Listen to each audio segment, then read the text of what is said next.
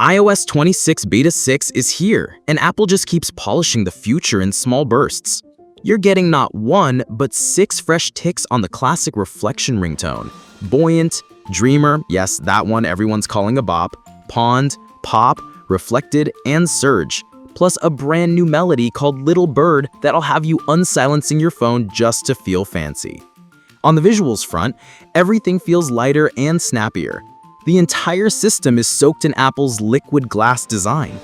Tabs, toggles, and even the lock screen clock now have a frosted, floating glass look.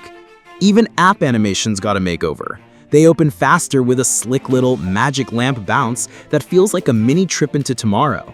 Plus, Apple finally reversed a frustrating tweak in the camera app. Swipes are back to old school behavior, and the toggle that used to let you force classic scrolling? Gone. That means no more muscle memory battles. When you launch iOS 26 now, you get an onboarding video that walks you through all these changes, so when Apple drops public beta, you won't be puzzled. This beta isn't about revolution, it's refinement.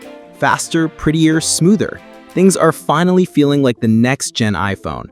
What's your favorite new detail? Ringtones or that buttery animation?